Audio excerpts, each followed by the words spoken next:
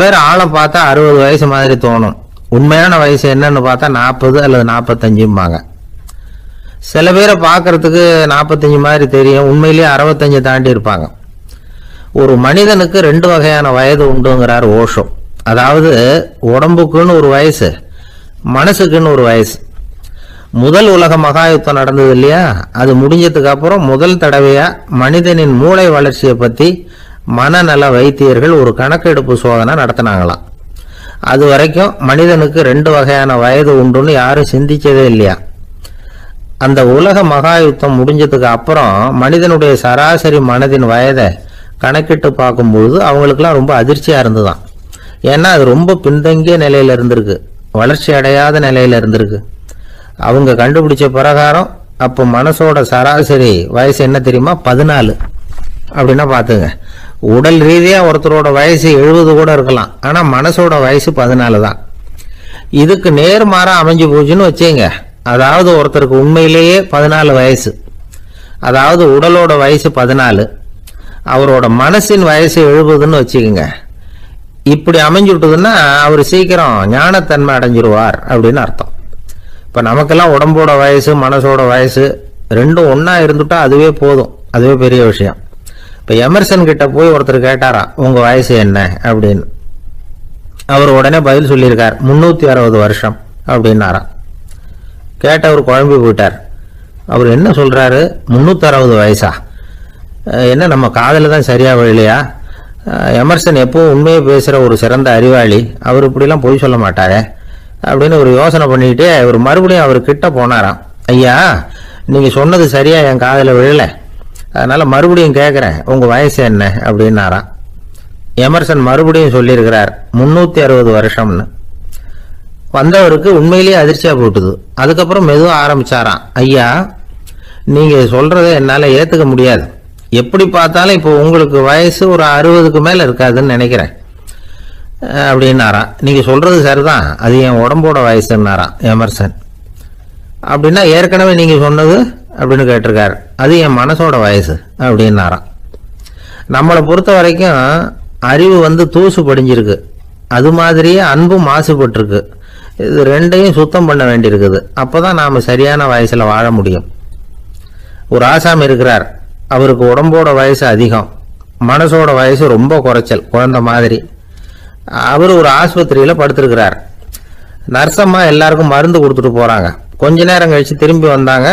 அப்ப இவர் அந்த அம்மாவை கூப்பிட்டு சொல்றார், இதை பாருங்க சிஸ்டர், நீங்க எல்லாருக்கும் சின்ன சின்ன மாத்திரையா கொடுத்துட்டு எனக்கு மட்டும் நீளமான மாத்திரையா கொடுத்துட்டீங்க, முழுங்கிறதுக்கு ரொம்ப கஷ்டமா போச்சு, இனிமே எனக்கும் சின்ன மாத்திரையா கொடுங்க சிஸ்டர் அப்படின்னாராம். அந்த அம்மா உடனே அதிர்ச்சியாகி தலையில அடிச்சுக்கிட்டாங்களாம். நான் கஷ்டப்பட்டு மாத்திரையை முழுங்கினத்துக்கு நீங்க ஏமா தலையில தட்டிக்கிறீங்க அப்படின்னு கேட்டிருக்காரு இவர்.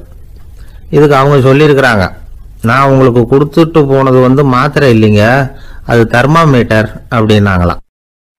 எது ரொம்பவும் கஷ்டமான காரியம் அப்படின்னு கேட்டார் ஒருத்தர். ஒருத்தருக்கு ஒருத்தர் சண்டை போடாமல் இருக்கிறது தான் ரொம்ப கஷ்டமான காரியம் அப்படின்னு தோணுது. ஒரு நாட்டுக்கும் இன்னொரு நாட்டுக்கும் சண்டை, நாட்டுக்குள்ளேயே ஒரு குரூப்புக்கும் இன்னொரு குரூப்புக்கும் சண்டை. ஏன் சண்டை போட்டுக்கிறீங்கன்னு கேட்டு பாருங்க. நாங்கள் சமாதானத்துக்காக தான் சண்டை போட்டுக்கிறோம் அப்படிம்பாங்க. வாழறதுக்காக பிறந்த மனுஷன் லட்சியத்துக்காக உயிரை விட தயார் அப்படின்னு சொல்லிட்டு இருப்பான். அப்படி உயிரை விடுறவங்கள நாமளும் பாராட்டுவோம். ஆனால் ஒன்றுமில்லாத விஷயங்களுக்கெல்லாம் சண்டை போடுறவங்களெல்லாம், அப்படிப்பட்டவங்களையும் சரி உயிரை விடுறவங்களையும் சரி என்னன்னு சொல்றது, யுத்தங்களாலேயும் சண்டைகளாலேயும் நாம் அடையிறது என்னங்கிறது ஒரு பக்கம் இருக்கட்டும், இழக்கிறது என்ன தெரியுமா, ஏராளமான உயிர்கள். ரத்தம் சிந்தறதுக்கு நான் தயார் அப்படின்னு மார்தட்டி சொல்லலாம், ஆனால் ரத்தம் சிந்தினா உயிர் காத்துக்கிட்டு இருக்க தயார் இல்லை. அதாவது உயிர் நமக்காக காத்துக்கிட்டு இருக்க தயார் இல்லை. இழக்கிற ரத்தத்தை ஈடு கட்டினா தான் உயிரை காப்பாற்ற முடியும். அதனால் இது சம்பந்தமாக ஆராய்ச்சி செய்கிற கட்டாயம் ஏற்பட்டு போச்சு. அதோட விளைவாக புதுசாக ஒன்றை கண்டுபிடிச்சிருக்கிறாங்க. அதுதான் செயற்கை ரத்த பொடி. இப்போ இந்த திடீர் சாம்பார் பொடி, திடீர் ரசப்பொடி, திடீர் காப்பி பொடி இப்படிலாம் சொல்கிறோம்ல, அது மாதிரி இது திடீர் ரத்த பொடி. இஸ்ரேல் ஒரு சின்ன நாடு, மக்கள் தொகை குறைச்சல், அதோட போர்கள் வேற. அதனால் காயம்பட்டவங்களை காப்பாற்றியே தீர வேண்டிய கட்டாயம். காப்பாற்றணும்னா ரத்த இழப்பை தடுக்கணும், அப்படின்னா உடனடியாக புது ரத்தம் செலுத்தி ஆகணும். திடீர்னு ரத்தம் வேணும்னா எங்கே போகிறது? அதுவும் கிடைக்கிற ரத்தம் சேர்ற குரூப்பாக இருக்கணும். ஒரு வேடிக்கை பார்த்தீங்களா, நான் வேறு குரூப்பு நீ வேறு குரூப்புன்னு இவன் சண்டை போடுறான். இதில் அடிபட்டவனுக்கு ரத்தம் கொடுக்க போனால் அதுலேயும் அது வேறு வேறு குரூப்பாக இருக்குது. அது ரத்தமும் வேறு வேறு குரூப்புன்னு சொல்லிகிட்டு இருக்குது. எந்த குரூப்பு ரத்தம் வேணும்? அது உடனடியாக கிடைக்கலன்னா என்ன பண்ணுறது? இப்படிப்பட்ட கஷ்டம்லாம் நமக்கு வந்துடுது. இதுக்காக தான் விஞ்ஞானிகள் இந்த ரத்த பொடியை கண்டுபிடிச்சிருக்கிறாங்க. அதாவது ஒரு ஆள் அடிபட்டு போட்டான்னு வச்சுங்களேன், அவனுக்கு ரத்தம் கிடைக்கல, உடனே என்ன பண்ணலாம்? இந்த சுத்தப்படுத்தப்பட்ட தண்ணீரை கொஞ்சம் எடுத்துக்க வேண்டியது, அதில் இந்த ரத்த பொடியை கரைக்க வேண்டியது. இப்போ இந்த செயற்கை ரத்தம் வந்து தயாராகிட்டுது. இதை அந்த ஆள் உடம்புல ஏற்றி விட்டுற வேண்டியது. இயற்கையாக நம்ம உடம்புல இருக்கிற ரத்தம் என்னென்ன வேலை செய்யுதோ அதே வேலையை இதுவும் செய்யும். அதாவது ஆக்சிஜனை உடம்புல எல்லா இடத்துக்கும் எடுத்துகிட்டு போகுது. அந்த வேலையை இந்த செயற்கை ரத்தமும் செஞ்சுருது. ஆனால் ஒரு விஷயம், இந்த செயற்கை ரத்தம் ஒரு அவசரத்துக்கு தான் உபயோகப்படுத்தலாம், ஒரு முதல் உதவி மாதிரி. அதை அப்படியே நிரந்தரமாக விட்டுற முடியாது. பின்னாடி வந்து தேவையான குரூப்பு உண்மையான ரத்தம் கிடைச்ச உடனே அதை செலுத்திக்கணும். உண்மையான ரத்தத்தை 20லேருந்து 40 நாள் வரைக்கும் தான் பாதுகாக்க முடியும். அதுவும் குளிர்பதன பெட்டியில். அதுக்குள்ளே உபயோகப்படுத்தலைன்னா அது வீணாக போயிடும். இந்த ரத்த பொடி அப்படி இல்லை, எவ்வளோ நாள் வேணும்னாலும் அப்படியே வச்சுருக்கலாம். குளிர்பதன பெட்டியும் தேவையில்லை. ஆனால் ஒன்று, இது தண்ணியில் கலந்து செயற்கை ரத்தமாக ஆக்கிவிட்டா அதோட வலு 72 மணி நேரம் தான், அதாவது 3 நாள். அதுக்குள்ளே அந்த ஆசாமியை எங்கேயாவது ஆஸ்பத்திரிக்கு தூக்கிட்டு போய் உண்மையான ரத்தத்தை கொடுத்துடணும். சண்டையில் அடிபடுறவங்க, சாலை விபத்தில் அடிபடுறவங்க, இவங்களுக்கெல்லாம் அவசரத்துக்கு கை கொடுத்து உதவுறது இந்த செயற்கை ரத்த பொடி. அதுக்கப்புறம் நாம் கொடுக்குற ரத்தம் தான் அவங்கள காப்பாற்றணும். இன்றைக்கி வந்து ரத்தத்தை தானமாக கொடுக்க தயாராக இருக்கிற நல்ல உள்ளங்கள் ஏராளம். எவ்வளவு ஆக்சிடெண்ட்டு, ஆப்ரேஷன், இதில் சம்மந்தப்பட்டவங்களை வந்து காப்பாற்றுறது நாம் தானமாக கொடுக்குற ரத்தம் தானே. ஒரு ஆக்சிடெண்ட்டு, ஒரு ஸ்கூட்டர் ஒரு ஆள் மேலே மோதி விட்டுது, பார்த்து வரக்கூடாதா அப்படின்னு அந்த ஆள், நீ தான் பார்த்து நடக்கணும், ஏன்னா 20 வருஷமாக நான் அந்த ஸ்கூட்டரை ஓட்டிகிட்டு இருக்கிறேன் அப்படின்னு நான் இவன். இதுக்கு அவன் சொன்னானா, நீ தான் பார்த்து ஓட்டணும், ஏன்னா 40 வருஷமாக நான் இப்படி நடந்துக்கிட்டு இருக்கிறேன் அப்படின்னு நானா. ஒரு காட்டில் ஒரு நரி இருந்தது. ஒரு நாள் காலை நேரம் அது தன்னுடைய இருப்பிடத்திலிருந்து வெளியில் வந்தது. கொஞ்சம் தூரம் நடந்து வந்தது. அப்போ தான் அது தன்னோட நிழலை கவனித்து பார்த்தது. பார்த்தா அது ரொம்ப நீளமாக பெருசாக இருக்குது. காலை நேரத்தில் நிழல் அப்படி தானே இருக்கும். ஆனால் அந்த நரிக்கு அந்த விஷயம் தெரியல. தன்னுடைய நீண்ட பெரிய நிழலை பார்த்து ஆச்சரியப்பட்டது. ஆஹா, நாம் இவ்வளவு பெருசாக இருக்கிறோம் அப்படின்னா என்னுடைய காலை சாப்பாட்டுக்கு ஒரு யானை இல்லைன்னா ஒரு ஒட்டகம் கிடைச்சாதான் சரியாக இருக்கும் போல இருக்கு அப்படின்னு முடிவு பண்ணிட்டுது. உடனே ஒரு யானை அல்லது ஒட்டகத்தை தேடி அலைஞ்சது, எங்கே கிடைக்கும்னு. கிடைக்கவே இல்லை. மத்தியானம் 12 மணி ஆயிட்டுது. பசியோடு அலையுது. இப்போ தன்னோட நிழலை பார்த்தது. அது மத்தியான நிழல் எப்படி இருக்கும்? அது ரொம்பவும் குறுகி போய் தெரிஞ்சுது. உடனே அந்த நரி என்ன நினச்சிக்கிட்டு தான் தெரியுமா? காலை ஆகாரம் சாப்பிடாததுனால நம்ம உடம்பு இப்படி அழிச்சு போட்டுது அப்படின்னு நினச்சிக்கிட்டு தான். கொஞ்ச நேரம் கழிச்சு மறுபடியும் தன்னுடைய நிழலை பார்க்குது. அது இன்னமும் குறுகி போய் காலடியிலேயே வந்துட்டுது. அதுக்கு பயமாக போயிடுது. ஐயையோ, இன்னும் கொஞ்ச நேரத்தில் நாம் இறந்துருவோம் போல இருக்க, இப்போ என்ன செய்யறது? இந்த சமயத்தில் ஒரு எறும்பு கிடைச்சா கூட போதும், அதை வந்து நம்ம காலை ஆகாரமாக நினச்சி சாப்பிட்டு விடலாமே அப்படின்னு நினச்சிதான். நம்முடைய நிழல் கூட நம்மளை மாதிரியே தான் அடிக்கடி மாறிக்கிட்டே தான் இருக்குது. அது எப்பவும் ஒரே மாதிரி இருக்கிறது இல்லை. மனிதனுக்கு ஏற்படுகிற தன்முனைப்பு இருக்கு பாருங்க, ஈகோ, அது கூட ஒரு நிழல் மாதிரி தானா. அப்படி நினைக்க ஆரம்பிச்சுட்டா அதனால ஏதும் பிரச்சனை வராதான். தன்முனைப்பை வந்து நிழல் போலவே ஏற்றுக்கொள்ளுங்கள் அப்படிங்கிறது பெரியவங்க கருத்து. ஒரு காரியத்தை வெற்றிகரமா நல்ல விதமா செஞ்சு முடிக்கிறோம்னு வச்சுக்கோங்க, அந்த சமயத்துல ஒரு வித நுட்பமான தற்பெருமை நமக்குள்ள உண்டாகுது. இது இயற்கையானது, அதனால இது மேல பற்று வைக்கக்கூடாது. அப்படி வைக்க ஆரம்பிச்சுட்டா அந்த தற்பெருமை ஒரு நிரந்தர விருந்தாளியா நம்ம கிட்ட தங்கிக்கும். நம்ம நிழல் எப்படின்னு பாருங்க, நாம நடக்கும்பொழுது நம்ம பின்னாடியே வரும். தன்முனைப்பையும் அப்படியே நினைச்சுக்குங்க. நிழல் வந்து யாருக்கும் எந்த பிரச்சனையையும் உண்டாக்குறது இல்லை. ஆனா அந்த நிழலை கண்டே நாம பயப்பட ஆரம்பிச்சுட்டா நாம எதுலையும் வெற்றி காண முடியாது. நிழலோட சண்டை போடக்கூடாது. அது மாதிரி தன்முனைப்போடவும் நாம வந்து சண்டை போட வேண்டியதில்லை. இல்லாத ஒன்றோடு சண்டை போடுறது எப்படின்னா, அது இருட்டோட சண்டை போடுறது மாதிரி. நாம வந்து நிழல் கிடையாது, நம்ம கிட்ட இருக்கிற தன்முனைப்பு ஒரு நிழல். நம்ம நிழலையும் நமக்கு சமமா பாக்குறோம் பாருங்க, அங்கதான் சிக்கலே ஆரம்பம். இப்போ நாம நடந்து போயிட்டு இருக்கிறோம், நம்ம நிழல் வந்து தரையில விழுது. யாரோ ஒருத்தர் நம்ம நிழல் மேல காலை வச்சு நடந்து போறார். உடனே அவர்கிட்ட சண்டைக்கா போறோம், ஏண்டா என் நிழலை மிதிச்ச அப்படின்னு. நமக்கு தெரியும் அது நிழல் தாங்கிறது. அவர் உங்க மேல நடக்கல, உங்களுடைய நிழல் மேலதான் நடக்கிறார். அது மாதிரி உங்க தன்முனைப்பின் மேல யாராவது நடந்தா உங்களை அவமானப்படுத்துறதா நினைக்கிறீங்க. காரணம், நாமளும் நம்ம தன்முனைப்பும் ஒண்ணுங்கிற நினைப்பு தான் காரணம், மற்றபடி வேற ஒண்ணும் கிடையாது. நம்ம நிழல் மேல நடக்கிறவர் நம்மளை காயப்படுத்துறது இல்லை. தன்முனைப்பு வேண்டாத ஒன்னாவும் பார்க்க வேண்டியதில்லை. அது வந்து இயற்கை. நிழலை வந்து உங்க முன்னாடி வைக்க வேணாம், அது உங்க பின்னாடியே இருக்கட்டும். நிழலின் நிழலாகி விடாதீர்கள், நீங்கள் நீங்களாகவே இருங்கள். இதுதான் சான்றோர் சிந்தனை. ஒரு பேருந்துல ஒரே நெரிசல். ஒருத்தர் பக்கத்துல நின்றுகிட்டு இருந்தவர்கிட்ட ரொம்ப பணிவா விசாரிச்சார், ஏன் சார் நீங்க ஏதாவது பெரிய உத்தியோகத்துல இருக்கிறீங்களா அப்படின்னார். அப்படிலாம் ஒண்ணும் இல்லைங்கன்னார் அவரு. அப்படின்னா வேற ஏதாவது அரசியல்ல பெரிய பதவியில் இருக்கிறீங்களா அப்படின்னு கேட்டார். அதுவும் இல்லைங்கன்னார். சரி, பணமாவது அதிகமா வச்சிருக்கீங்களா அப்படின்னு கேட்டார். அப்படிலாம் ஒன்றும் கிடையாது சார்னார் அவரு. அப்புறம் எதுக்குடா என் காலை மிதிச்சுக்கிட்டு இருக்கிற, எடுறா காலை அப்படின்னாராம் இவர். ஒரு பெரியவர் உட்கார்ந்துருக்கிறார், அவரை சுத்தி அவருடைய தோழர்கள் உட்கார்ந்துருக்கிறாங்க. ஏதோ ஒரு முக்கியமான செய்தியை அவர் வந்து அவங்களுக்கு சொல்லிட்டு இருக்கிறார். அவங்களும் ஆர்வமா கேட்டுக்கிட்டு இருக்கிறாங்க. இந்த சமயத்துல யாரோ ஒரு ஆள் வேகமா அங்க வர்றார். வர்ற வேகத்திலேயே எனக்கு ஏதாவது உதவி செய்யுங்க அப்படின்னு கேட்டுக்கிட்டே வர்றார். கேட்கறது உதவி, ஆனா குரல் வந்து மிரட்டுறது மாதிரி இருக்கு, அதட்டி கேட்கறது மாதிரி இருக்கு. இதை கேட்டதும் அந்த பெரியவர் ஆத்திரப்படலை, ஆனா அவரை சுத்தி இருந்தவங்க ஆத்திரப்பட்டாங்க. இதை பெரியவர் கவனிச்சார். கொஞ்சம் அமைதியா இருங்கன்னார். வந்தவரை கூப்பிட்டார், அவருக்கு சில பொருள்களை கொடுத்தார். என்னங்க இப்போ உங்களுக்கு மகிழ்ச்சி தானே அப்படின்னார். அப்படின்னு அலட்சியமா அவர் சொல்றார். நான் உங்களை நல்ல முறையில் நடத்தினேன்னா அப்படின்னு கேட்குறாரு அவர் மறுபடியும். அதெல்லாம் ஒன்றும் இல்லை அப்படின்னு சொல்லி அவர் சொல்லிட்டு இருக்கிறாரு. குரலில் வந்து கடுமை குறையில. சுற்றி இருந்தவங்களால இதை பொறுத்துக்க முடியல. கோபத்தோடு அவரை நோக்கி நெருங்க ஆரம்பிச்சாங்க. பெரியவர் அவங்களை எல்லாம் தடுத்து நிறுத்தினார். வந்தவரை வாங்க என்னோட அப்படின்னு சொல்லி அழைச்சிட்டு போனார். வீட்டுக்கு போனார். அங்கே போனதும் இன்னும் சில பொருள்களை எடுத்து அவர்கிட்ட கொடுத்தார். இப்போ திருப்தி தானே, நான் உங்ககிட்ட நல்ல முறையில் நடந்துக்கிட்டேனா அப்படின்னார். அவர் முகம் இப்போதான் கொஞ்சம் மலர்ந்தது. ரொம்ப நன்றி, இறைவன் வந்து உங்கள் குடும்பத்துக்கு எல்லா நன்மைகளையும் செய்வான் அப்படின்னு சொன்னார். இதே வார்த்தைகளை என்னுடைய தோழர்கள்கிட்டே வந்து சொல்லிட்டீங்கன்னா அவங்க கோபம் தணிஞ்சிரும், வர முடியுமான்னார். கண்டிப்பாக வர்றேன் அப்படின்னாரு. மறுநாள் காலையில் அந்த இடத்துக்கு வந்தார். அதே மாதிரி சொல்லிவிட்டு அவர் போயிட்டார். தோழர்கள்லாம் ரொம்ப வியப்போடு பெரியவரை பார்த்தாங்க. அந்த பெரியவர் தான் நபிகள் நாயகம். அவர் சொன்னார், ஒருத்தன் ரொம்ப ஆசையாக ஒரு ஒட்டகத்தை வளர்த்துக்கிட்டு வந்தான். ஒரு நாள் அந்த ஒட்டகம் வந்து கயத்தை அறுத்துக்கிட்டு ஓடி போயிட்டுது.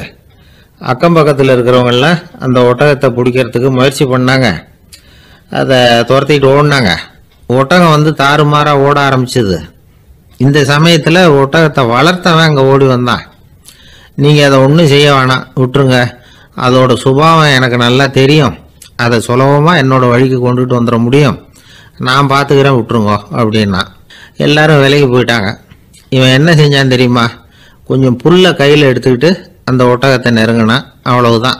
அது ஓடி வந்து இவன் காலடியில் உட்காந்துக்கிட்டது. செல்லமாக அதை அப்படியே தடவி கொடுத்தான். முதுகில் ஏறி உட்காந்துக்கிட்டான். அது பாட்டுக்கு சாதுவாக நடந்து போகுது. இந்த கதையை நபிகள் நாயகம் தம்முடைய தோழர்களுக்கு சொல்றார். ஒட்டகத்தை மட்டும் இல்லை, சில மனிதர்களையும் கூட சில விதத்தில் அணுகிதான் அவர்களை வந்து சீர்திருத்த வேண்டியிருக்குது அப்படிங்கிறத அவங்களுக்கு உணர்த்தினார். இது ஒரு அழகான உளவியல் அணுகுமுறை. சில குடும்ப தலைவர்கள் கூட இந்த ஒட்டகம் மாதிரி நடந்துகிறது உண்டு, அப்புறம் அடங்கி போகிறதும் உண்டு. ஒரு குடும்ப தலைவர் காலையில் எழுந்திரிச்சதுலேருந்து சத்தம் போட்டு கத்திக்கிட்டு இருப்பார். பக்கத்தில் இருந்தவங்கெல்லாம் ஓடி போய் சமாதானம் பண்ணி பார்த்தாங்க. அவர் ஓயறது மாதிரி தெரியல. கடைசியில் அவர் மனைவி வந்தாங்க. நீங்கள் எல்லாம் விலகி போயிடுங்க, அவர் சுபாவம் எனக்கு தெரியும், நான் பார்த்துக்கிறேன் அப்படின்னாங்க. சரின்னு எல்லாரும் போயிட்டாங்க. சாயந்தரமாக வந்து பார்க்குறாங்க, அவர் சத்தம் இல்லாமல் ஒரு மூலையில் உட்காந்துருக்கிறார், ரொம்ப சாதுவா. ஆச்சரியமாக இருந்தது. என்னம்மா பண்ணீங்கன்னு கேட்டாங்க. அது ஒன்றும் இல்லைங்க, ஒரு வேளை சாப்பாட்டை நிறுத்தினேன், பட்னி போட்டேன், அவ்வளவுதான் அப்படின்னாங்க அந்த அம்மா. ஒருத்தன் எப்படி நடந்துக்கிறாங்கிறத வச்சு தான் அந்த ஆள் எப்படிங்கிறத நாம் முடிவு பண்ணுறோம். ஆளுமைன்னு சொல்கிறோம்ல, அதுக்கு சூழ்நிலைகளை ஆளுகின்ற தன்மை அப்படின்னு விளக்கம் கொடுக்குறார் ஒரு உளவியல் நிபுணர். சரி, ஒரு மனிதனுடைய ஆளுமையை உருவாக்குகிற விஷயங்கள் என்னென்ன? பிறப்பு, வளர்க்கப்பட்ட விதம், படிப்பு, நண்பர்கள், சமுதாயம், இப்படி நிறைய உண்டு. ஆளுமையின் அடிப்படையில் சில மனநோய்கள் உண்டாகுது. அதெல்லாம் என்னென்னங்கிறத தெரிஞ்சு வச்சுக்கிட்டோம்னா நம்ம கூட இருக்கிறவங்களை அடையாளம் கண்டுபிடிக்கிறதுக்கு அது ரொம்ப உபயோகமாக இருக்கும். ஃப்ரெனாய்டு ஆளுமை அப்படின்னு ஒன்று. இந்த கோளாறு உள்ளவங்க எப்படி இருப்பாங்க தெரியுமா? அதிக உணர்ச்சி, சந்தேகம், பொறாமை இதெல்லாம் அதிகமாக இருக்கும். வளைஞ்சு கொடுக்க மாட்டாங்க. அடுத்தவங்களோட இணக்கமான உறவு இருக்காது. அவங்க செய்கிற தப்புக்கெல்லாம் அடுத்தவங்களை குறை சொல்லிட்டு இருப்பாங்க. இது ஒரு ரகம். அடுத்தது ஸ்கிசாய்டு ஆளுமை அப்படின்னு சொல்கிறாங்க. இந்த கோளாறு உள்ளவங்க அடுத்தவங்களோட பழக கூச்சப்படுவாங்க. சின்ன வயசுலேயே இது ஆரம்பமாயிடுது. பகல் கனவுலேயே சஞ்சரிப்பாங்க. அவங்களுடைய விரோதம், கோபம் இதை கூட வெளியில் காட்டிக்க முடியாமல் இருப்பாங்க. இவங்களுக்கு அகமுகம், பிரச்சனைகள்லேருந்து ஒதுங்கி எதுலேயும் ஈடுபாடு இல்லாதவங்களா இருப்பாங்க. இப்படி ஒரு ரகம். அடுத்தது சைக்ளோதமிக் ஆளுமை அப்படின்னு சொல்கிறாங்க. அது என்னன்னா, உணர்ச்சிகளில் ஏற்றத்தாழ்வு அதிகமாக இருக்குமா. சில சமயம் பார்த்தா மகிழ்ச்சியாக இருப்பாங்க, சில சமயம் சோகமாக உட்காந்துருப்பாங்க. அவங்க மனநிலைக்கு தகுந்த மாதிரி சமூக நிகழ்ச்சிகளில் பங்கெடுத்துக்குவாங்க. இன்னொரு வகை என்னன்னா, எண்ண பீடிகை ஆளுமை அப்படின்னு பேர் வச்சிருக்கிறாங்க. அதுக்கு இவங்களுக்கெல்லாம் கரெக்டாக இருக்கணும். எல்லாம் சட்டத்திட்டம், இதுலேயும் ஒரு ஒழுங்குமுறை, இப்படி எதிர்பார்க்குற மனோபாவம். இவங்க எதிர்பார்ப்புக்கும் அரண்முறைக்கும் மற்றவங்க கட்டுப்படணும்னு நினைப்பாங்க. இந்த நிலைமை நீடிச்சா என்ன ஆகும் தெரியுமா? அலைக்கழிக்கிற எண்ணங்கள் திரும்ப திரும்ப ஒரே செயலை செய்ய தூண்டுற மன தளர்ச்சிக்கு ஆளாயிடுறாங்க. அடுத்தது ஹிஸ்டீரியா ஆளுமை. சின்ன விஷயத்தையெல்லாம் பெருசுப்படுத்தி நாடகமாக்குற நடிகர்கள் இவங்க. உணர்ச்சி அதிகம் உள்ளவங்க. இவங்க மன எழுச்சியில் பக்குவமின்மை, குழந்தைத்தனம், முதிர்ச்சியின்மை எல்லாம் இருக்கும். தன்னலம் மிக்க குணம். பிறர் தன்னை மட்டுமே கவனிக்கணும்னு நினச்சி செயல்படுறது, இதெல்லாம் இவங்க அடையாளம். அடுத்த ரகம் எப்படின்னா, வளர்ச்சியற்ற ஆளுமைன்னு சொல்கிறாங்க. அடுத்தவங்களோட இணங்கி போக முடியாதவங்க. அறிவு, மன எழுச்சி, சமூக உறவு இதில் எல்லாம் போதுமான வளர்ச்சியையும் நிறைவையும் பெற முடியாதவங்க. இவங்களால வாழ்க்கையில் முன்னேற முடியாது. பிச்சைக்காரங்க, குற்றவாளிகள், இவங்க கிட்டெல்லாம் இது மாதிரியான ஆளுமை அதிகமாக இருக்குமா. அடுத்தது என்னென்னா, சோர்வு உடைய ஆளுமை. எதுலேயும் உற்சாகம் இல்லாமல் சோர்ந்து போயிருப்பாங்க. அதுக்கெல்லாம் நமக்கு வலிமை இல்லைப்பா அப்படின்னு சொல்லிட்டு இருப்பாங்க. சின்ன விஷயங்களுக்கெல்லாம் அதிர்ச்சி அடையிறது, வாழ்வின் சுவையை அனுபவிக்க முடியாதவங்க.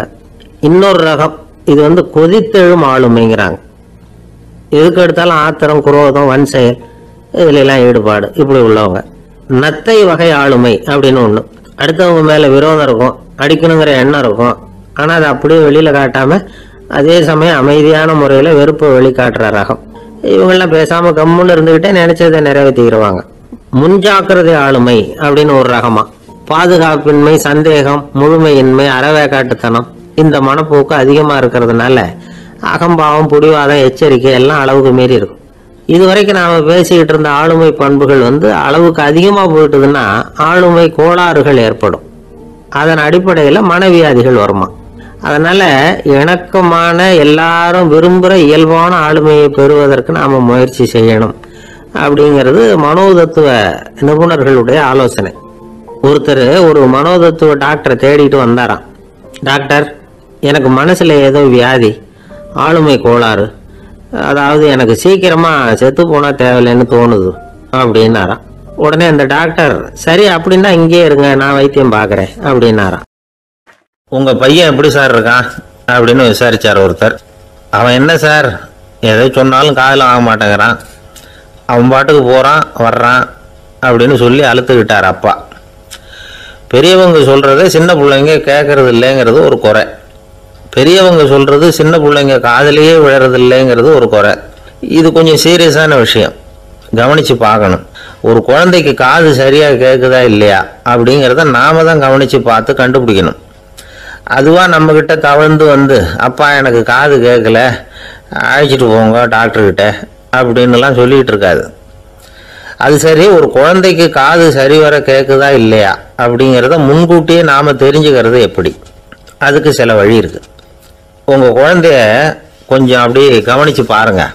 அடிக்கடி ஜலதோஷம், காதில் அரிப்பு, ஏற்படுதா, மூக்கு விரிவாகவும் அப்புறம் டான்சில், அடினாய்டு, சத அழற்சி இது மாதிரி ஏதாவது இருக்கா, வாயிலிருந்து எச்சில் ஒழுகுதா, குழந்தை வாயினால் சுவாசிக்குதா, பற்கள் முன்னாடி தள்ளி வளருதா, இதெல்லாம் அதுக்கு அறிகுறி. அப்புறம் இந்த VBDF TH இப்படி இந்த ஒலிகள் சேர்ந்த வார்த்தைகளை குழந்தை சரியாக புரிஞ்சுக்காது. இப்போ உதாரணத்துக்கு பட்டுன்னு சொல்லு குழந்தை அப்படின்னீங்கன்னா அது கட்டுன்னு சொல்லும்.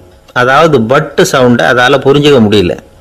அப்புறம் உங்கள் குழந்தை உங்களை உறக்க பேச சொல்கிறானா, அடிக்கடி கேள்வி கேட்குறானா, சாப்பிட்றப்போ கவனம் இல்லாமல் இருக்கானா, படிப்பில் போதுமான முன்னேற்றம் இல்லையா, வகுப்பில் சரியாக கவனிக்கிறது இல்லையா, இப்படிலாம் இருந்தால் ஆரம்பத்திலேயே டாக்டர்கிட்ட அழைச்சிட்டு போய் சிகிச்சையை ஆரம்பிச்சுடலாம், குணப்படுத்தி விடலாம். குழந்தைக்கு காது சரியாக கேட்கலன்னா நீங்கள் செய்ய வேண்டியது என்ன தெரியுமா? அவனுக்கு காது கேட்கலேங்கிறதுக்காக அவன் முன்னாடி சத்தம் போட்டு பேசக்கூடாது. மெதுவாக சீராக பேசணும், அவனை பார்த்து பேசணும். உங்கள் உதட்டு அசைவுகள் அவனுக்கு உதவும், அதை பார்த்தே புரிஞ்சுக்குவான். நீங்கள் வாயில் வெத்தலை பாக்கு போட்டுக்கிட்டோ புகை பிடிச்சிக்கிட்டோ பேசக்கூடாது. அப்படி பேசினா அவனால் அந்த உச்சரிப்பை சரியாக புரிஞ்சிக்க முடியாது.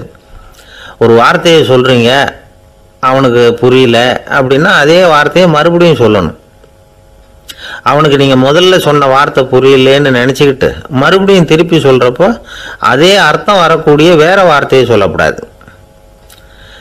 இப்படிலாம் நடந்துக்கிட்டா அவனுக்கு மன திடத்தை ஏற்படுத்த முடியும். இல்லைன்னா அவனுக்கு தாழ்வு மனப்பான்மை வந்துடும். குழந்தைக்கு காது கோளாறுன்னா ஆரம்பத்திலேயே டாக்டர்கிட்ட அழைச்சிட்டு போனால் போதும், குணப்படுத்தி விடலாம். அப்புறம் பார்த்துக்கலாமே அப்படின்னு அலட்சியமாக இருந்துட்டாதான் கஷ்டம். சில பேர் கோபத்தில் சின்ன பிள்ளைங்க காதை பிடிச்சி திருகிறது உண்டு. இது ரொம்ப தப்பு. காது கையோடு வந்துட்டா என்ன பண்ணுறது? ஒரு வேடிக்கை கதை, அது கதை தான், நிஜமாக நடந்ததில்லை, அது மாதிரி நடக்கவும் நடக்காது. ஒரு வேடிக்கைக்காக சொல்லப்படுற கதை. அதாவது ஒரு வீட்டில் அப்பா அம்மாவை பார்த்து சொல்லிகிட்டு இருக்கார், இதை பாரு, நாளைக்கு காலையில் என்னை சீக்கிரம் எழுப்பி விட்ரு, நான் செங்கல்பட்டு வரைக்கும் போயிட்டு வர வேண்டியிருக்கு அப்படின்னாராம். இதை அவங்க பையன் காதில் வாங்கிட்டு இருக்கான்.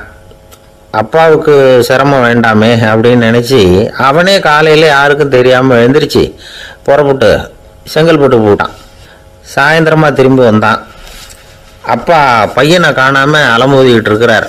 சாயந்தரமாக பையனை பார்த்ததும் எங்கடா போயிட்டு வந்தேன்னு கேட்டார் கோவமா. செங்கல்பட்டுக்கு போயிட்டு வந்தேன்ப்பா, நீ வேணா அலைய வேண்டாமேன்னு அப்படின்னா. எதுக்கடா போனேன்னு அதட்டினார். அதான்ப்பா, நீ நேற்று அம்மா கிட்ட சொல்லிக்கிட்டு இருந்த, அதை காதில் வாங்கினேன், உனக்காக நான் போயிட்டு வந்தேன் அப்படின்னா. உடனே எந்த காதில் வாங்கினேன் அப்படின்னு சொல்லி காதை பிடிச்சி திருகினார். அந்த காது கையோடு வந்துட்டுது. இது நடந்து கொஞ்ச நாள் கழித்து அந்த அப்பாவும் பையனும் கடத்தெருவில் போய்கிட்டு இருக்கிறாங்க. எதிரில் ஒரு நாய் ஓடி வந்தது. அதுக்கு 2 காதும் இல்லை. என்ன இது, இந்த நாய்க்குட்டிக்கு 2 காதும் இல்லை அப்படின்னார் அப்பா. அதுக்கு பையன் சொல்கிறான், அப்பா அது 2 தடவை செங்கல்பட்டுக்கு போயிட்டு வந்துடுவோம் அப்படின்னானா. ஒருத்தர் ரொம்பவும் மகிழ்ச்சியாக வந்துக்கிட்டு இருந்தார்.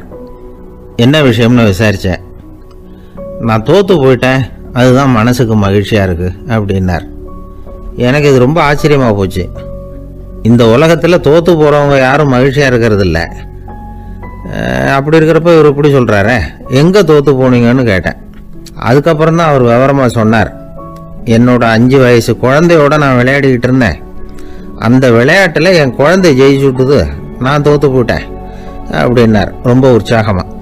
நான் யோசித்து பார்த்தேன். அதாவது நாம் சின்ன குழந்தையாக இருக்கிறப்போ எந்த விளையாட்டில் கலந்துக்கிட்டாலும் அதில் நாம் தான் ஜெயிக்கணும்னு ஒரு வெறி நமக்குள்ளே இருக்கும். நம்மளை எதிர்த்து விளையாடுறவர் நல்லவரா கெட்டவரா, பெரியவரா சின்னவரா அப்படிங்கிறதெல்லாம் முக்கியம் கிடையாது. அவர் தோற்று போகணும், நாம் ஜெயிக்கணும், அதுதான் முக்கியம். எதிரியை சந்தோஷப்படுத்த விளையாடுகிற கலை அப்போ நமக்கு தெரியறதில்ல. வாழ்க்கையில் ஒரு பக்குவம் வந்ததுக்கு அப்புறம் வெற்றி பெறணுங்கிற மன அழுத்தம் போயிடுது. போட்டியில் ஜெயிக்கணுங்கிறத விட குழந்தைய சந்தோஷப்படுத்தணுங்கிறது முக்கியமாக போச்சு. ஜெயிக்கணுங்கிற வெறி ஓடி போட்டுது. ஒரு குழந்தையாக இருந்தப்போ நம்ம வளர்ச்சிக்கு உதவிய வெறி பெரியவனானதுக்கு பிறகு நமக்கு எதிரியாக மாறுது. அதை சரியான சமயத்தில் நாம் புரிஞ்சுக்கிட்டோம்னா போதும், நாம் பொழைச்சிக்கலாம். ஒவ்வொரு மனுஷனுமே வாழ்க்கையோட அடுத்த கட்ட வளர்ச்சியில் அடி எடுத்து வைக்கிற நேரத்தில் தன்கிட்ட இருந்து ஏதோ ஒரு குணத்தை அல்லது தன் குணம் இருந்த ஏதோ ஒரு உறவை நாம் இழக்கத்தான் வேண்டியிருக்குது. ஒரு கட்டம் வரைக்கும் உதவியாக இருந்த குணம் அடுத்த கட்டத்துக்கு தடையாக கூட மாறிடலாம். இந்த பரிமாண மாற்றத்துக்கு உள்ளாகிற ஒவ்வொருத்தரும் பிரத்யட்சமாக இதை உணர்றாங்க. ஆனால் பல பேர் எப்படின்னா பழசை திறந்துவிட்டு புதிய கொள்கைகளை உருவாக்கிக்கிறதுக்கு இஷ்டம் இல்லாமல் இருந்துடுறாங்க, அல்லது அப்படி செய்ய முடியாமல் தவிக்கிறாங்க.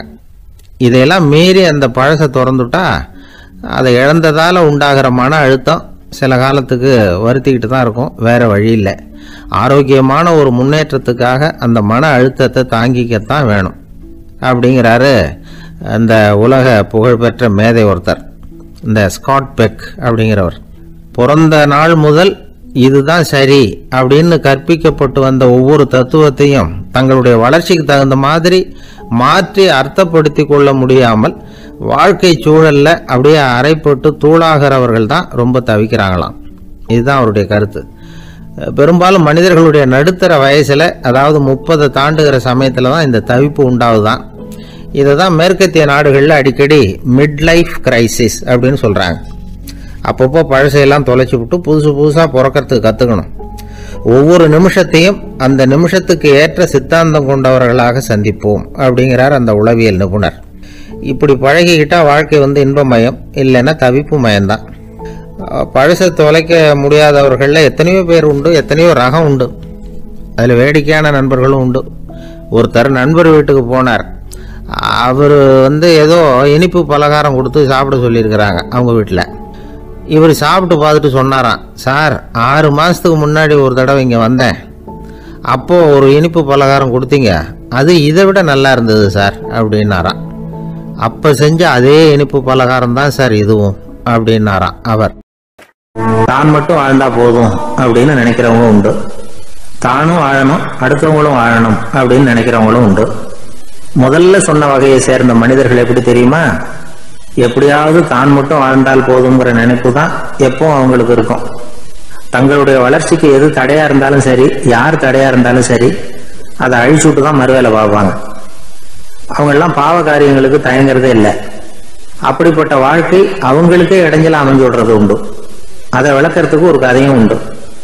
ஒரு ஊர்ல அப்படிப்பட்ட ஆள் ஒருத்தன் இருந்திருக்கான். நிறைய பாவங்களை செஞ்சவன். அதன் காரணமா நரகப்படுகொழியில விழுந்துட்டான். நரகப்படுகொழிங்கிறது ஒரு பெரிய கிணறு மாதிரி. ஏற்கனவே பாவம் செஞ்சவங்க நிறைய பேர் அதில் விழுந்து கிடக்குறாங்க. உள்ள ஏகப்பட்ட சத்தம், எல்லாம் அந்த பாவாத்மாக்கள் போடுற சத்தம். இப்போ விழுந்தானே இவனும் சத்தம் போட்டான்.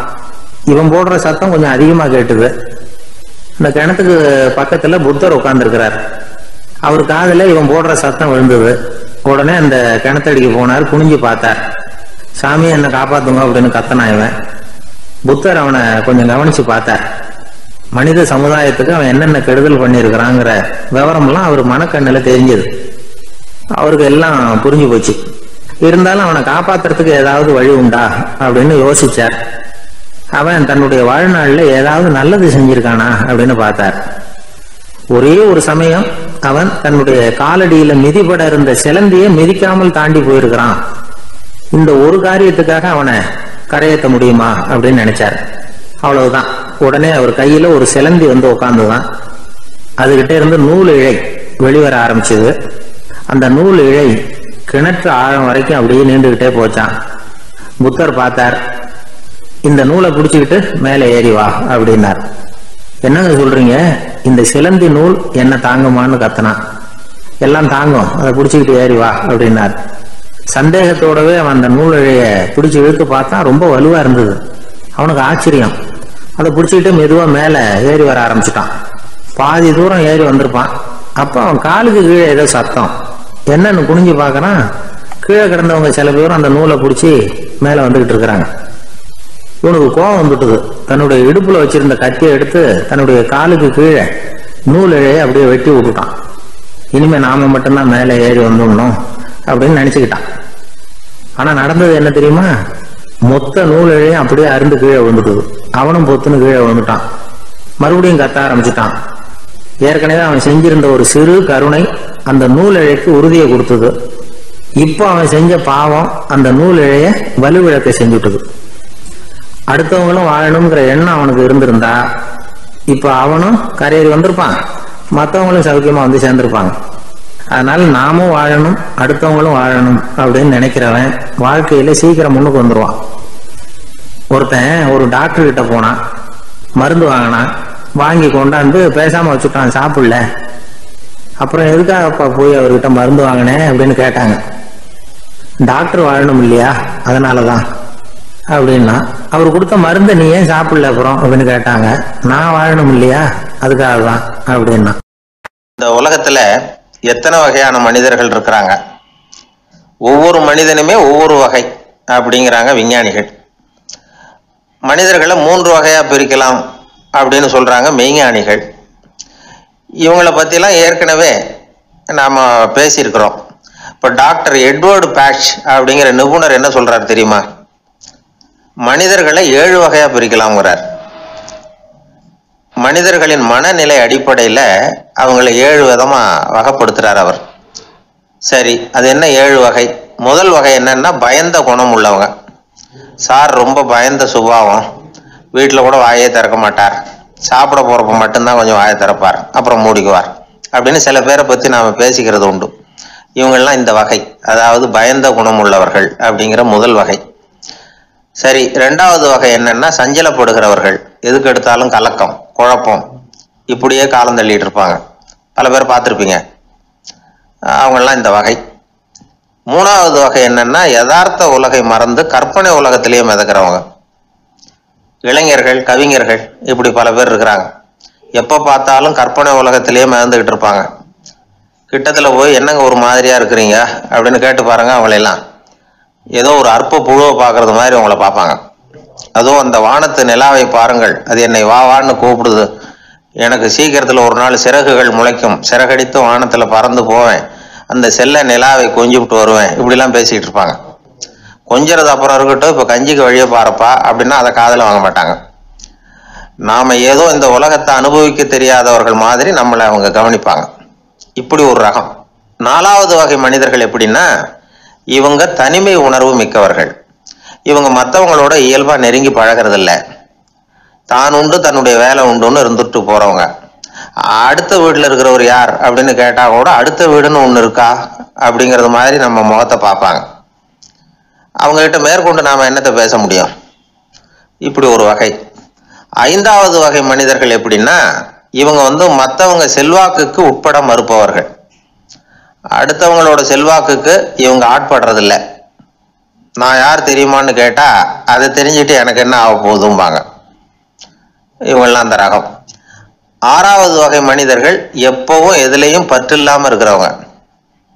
இது ஒரு துறவு மனப்பான்மை. இயல்பாவே சில பேர் இப்படி உண்டு, அவங்களுக்கு எதுலையும் ஒரு ஈடுபாடு இருக்காது. அப்படிப்பட்டவங்க எல்லாம் 6வது வகை. 7வது வகை மனிதர்கள் மற்றவங்க கவலையை தன்னுடையதா ஆக்கிக்கிட்டு கவலைப்படுறவங்க. இவங்கெல்லாம் மகாத்மாக்கள். தாம் வேறு அடுத்தவங்க வேறு அப்படிங்கிற எண்ணம் இவங்களுக்கு வர்றதில்லை. அதனால அடுத்தவங்களுக்கு ஒரு துன்பம் வந்ததுன்னா இவங்களால சும்மா இருக்க முடியறதில்லை. ஆக கூடி இப்படி 7 விதமான மனிதர்களை அடையாளம் காட்டுறார் அந்த நிபுணர். இதுல நாம எந்த வகையில வர்றோம் அப்படிங்கிறத நாம தான் அடையாளம் கண்டுபிடிக்கணும். எனக்கு தெரிஞ்ச ஒரு மனிதர் உண்டு. அவர் ஒரு வித்தியாசமான வகை. எதையும் நடைமுறை சாத்தியமா சிந்திக்கிறவர். எப்பவும் அடுத்தவங்களும் நல்லா இருக்கணும், நாமும் நல்லா இருக்கணும் அப்படின்னு ஆசைப்படுறவர். அவருக்கு ஒரு சமயம் திடீர்னு உடம்பு சுகம் இல்லாம போயிட்டுது. டாக்டர் கிட்ட போனார், பணம் கொடுத்தார், வைத்தியம் பார்த்துக்கிட்டார். அவர் எழுதி கொடுத்த மருந்து சீட்டை வாங்கினார். ஒரு மருந்து கடைக்கு போனார், பணம் கொடுத்தார், மருந்து வாங்கினார். அதை எடுத்துட்டு வீட்டுக்கு வந்தார். அதுக்கப்புறம் அந்த மருந்து அவர் சாப்பிடணும்ல, சாப்பிடவே இல்லை, அப்படியே சும்மா வச்சுட்டார். அவரை பார்த்து கேட்டேன், ஏன் சார் இப்படி பண்றீங்க, வீண் செலவு தானே இது, நீங்க ஏன் டாக்டர் கிட்ட போய் பணம் செலவு பண்ணுனீங்கன்னு கேட்டேன். அவர் சொன்னாரு, டாக்டர் வாழணும் இல்லையா, அதனாலதான் அப்படின்னார். சரி, அப்புறம் ஏன் மருந்து வாங்கினீங்க அப்படின்னு கேட்டேன்.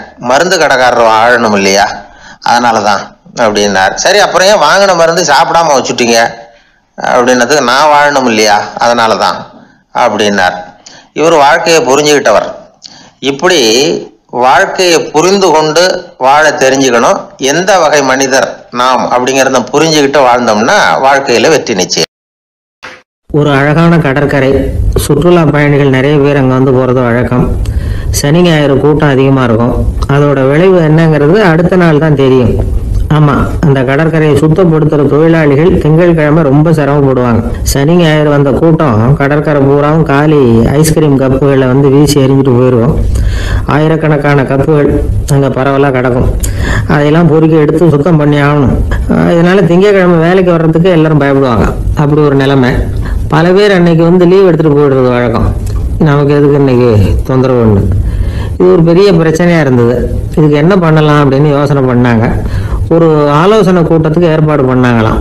அந்த நகர நிர்வாக அலுவலர்கள், பணியாளர்கள் எல்லாரும் அதில் கலந்துக்கிட்டாங்க. கூட்டம் ஆரம்பமாச்சு. ஆரம்பத்தில் சொன்னாங்க, இந்த பிரச்சனைக்கு ஒரு தீர்வு வேணும், என்ன பண்ணலாம், அதை முடிவு செய்கிறதுக்கு தான் இந்த கூட்டம். இதில் நீங்கள் செய்ய வேண்டியது என்னென்னா, உங்களுக்கு தோன்றுகிற யோசனை எதுவாக இருந்தாலும் சொல்லுங்கள். கொஞ்சம் கூட தயக்கம் வேண்டாம். நாம் சொல்கிற யோசனை ஈடுபடுமா படாதா அப்படின்லாம் யோசிக்க வேணாம். எல்லாருடைய யோசனைகளையும் அப்படியே பதிவு செய்து வரோம். கடைசியாக அதிலேருந்து ஒரு சிறந்த யோசனையை தேர்வு பண்ணி அதை பயன்படுத்தலாம். இந்த சந்தர்ப்பத்தில் இன்னொரு முக்கியமான வேண்டுகோள், எவ்வளவு சாதாரணமான யோசனையாக இருந்தாலும் சரி, அது சொல்லும்போது அடுத்தவங்க வந்து ஏளனம் செய்யக்கூடாது. இது ஒரு பெரிய யோசனையா அப்படின்னு சொல்லி எதையும் அலட்சியப்படுத்தக்கூடாது. இதுதான் அந்த கூட்டத்தின் ஆரம்பத்தில் செய்யப்பட்ட அறிவிப்பு. உடனே அந்த கூட்டத்தில் இருந்தவங்க ஆளுக்கு ஒரு யோசனை சொல்ல ஆரம்பித்தாங்க. ஒருத்தர் எழுந்திருச்சார், இங்கே வர்ற சுற்றுலா பயணிகள்கிட்ட ஆளுக்கு $10 ஒரு டெபாசிட் மாதிரி வைப்பு பணமாக வாங்கிக்கணும். காலி ஐஸ்கிரீம் கப்பை திருப்பி கொடுத்தா அந்த பணத்தை திருப்பி கொடுத்துடலாம். இப்படி ஒரு ஏற்பாடு பண்ணிட்டா கப்புகளை தேடி பொறுக்கிட்டு இருக்க வேண்டியதில்லை, எல்லாம் ஒரே இடத்துக்கு வந்து சேர்ந்துடும். அப்படியே நாம் வந்து தூக்கிட்டு போய் ஒரு இடத்துல கொண்டு போடலாம் அப்படின்னாரு. இன்னொருத்தர் எழுந்திருச்சார், கப்பை வந்து கீழே போட்டால் $50 அபராதம் அப்படின்னு அங்கங்கே போர்டு எழுதி வச்சுடலாம். கப்புகளை போடுறதுக்கு அங்கங்கே பெரிய கூடைகளை வச்சுடலாம். நாம் சாவகாசமாக அந்த கூடைகளை சேகரம் பண்ணிக்கலாம் அப்படின்னாராம். இன்னொருத்தர் எழுந்திருச்சு கொஞ்சம் கோபமாக பேசினார். கப்புகளை வந்து அவங்க வாயிலே திணிச்சுடணும், அதுகளை முன்னு சாப்பிட்டு பார்த்தா தான் தெரியும் அது எவ்வளவு கஷ்டங்கிறது அப்படின்னு ரொம்ப கடுமையாக பேசியிருக்காரு. இது வேடிக்கையாக தெரிஞ்சாலும் இந்த யோசனையும் பதிவு செஞ்சுக்கிட்டாங்களாம். இப்படி பல யோசனைகள். கடைசியாக எல்லாத்தையும் படித்து பார்த்துட்டு பரிசீலனை பண்ணாங்க. அப்புறம் தான் யோசனை வந்தது. ஒரு வேடிக்கையாக சொன்னது, கப்புகளை அவங்க வாயிலே திணிச்சு சாப்பிட சொல்லணும், அதுதான் தண்டனைன்னார்ல. ஏன் அப்படி சாப்பிட்றது மாதிரியே கப்புகளை தயார் பண்ண என்ன அப்படின்னு சிந்திக்க ஆரம்பித்தாங்களாம். ஆகா, அதுதான் சரின்னு ஒரு முடிவுக்கு வந்தாங்க. அதுலேருந்து உருவானது தான் இந்த வேஃபர் கப்ஸ். ஐஸ்கிரீமை சாப்பிட்டு முடிச்சதும் கப்பையும் சாப்பிட்டுடலாம். கோன் ஐஸ்கிரீம் சாப்பிட்றோம்ல, அதுதான். அமெரிக்காவில் மியாமி கடற்கரையில் ரொம்ப காலமாக இருந்துகிட்டு வந்த குப்பை பிரச்சனைக்கு இப்படி தான் ஒரு தீர்வு வந்துதான். இதுலேருந்து நாம் புரிஞ்சிக்க வேண்டியது என்னென்னா, நாம் அன்றாட எத்தனையோ பிரச்சனைகளை சந்திக்கிறோம், அதுக்கெல்லாம் தீர்வு உண்டு. அது எங்கே ஒளிஞ்சிருக்குன்னு கண்டுபிடிக்கணும். அந்த யோசனையையும் நல்லா தீவிரமாக யோசிக்கணும். யார் என்ன யோசனை சொன்னாலும் அதை வந்து அலட்சியப்படுத்தக்கூடாது, அக்கறையோடு கவனிக்கணும், அதை யோசிச்சு பார்க்கணும். ஒரு அம்மா தன்னோட வீட்டுக்காரரை ஒரு மனநல மருத்துவர்கிட்ட அழைச்சிட்டு வந்தாங்களாம். டாக்டர், இவருக்கு கோன் ஐஸ்கிரீம் பிடிக்கல, பேப்பர் கப்பில் இருக்கிற ஐஸ்கிரீம் தான் வேணும்னு அடம் பிடிக்கிறார் அப்படின்னாங்களாம். அது ஒன்றும் தப்பு இல்லையேன்னாராம் டாக்டர். இதுக்கு அந்த அம்மா சொன்னாங்களாம், இவர் கப்பு ஐஸ்கிரீம் வாங்குறதுல தப்பு இல்லை டாக்டர், பிரச்சனை அது இல்லை. அப்புறம் வேற என்னன்னு கேட்டிருக்காரு. வாங்கினதும் ஐஸ்கிரீமை கீழே கொட்டிவிட்டு அந்த பேப்பர் கப்பை மட்டும் விரும்பி சாப்பிட்றார், அதனால தான் உங்ககிட்ட அழைச்சிட்டு வந்தேன் அப்படின்னாங்களாம்.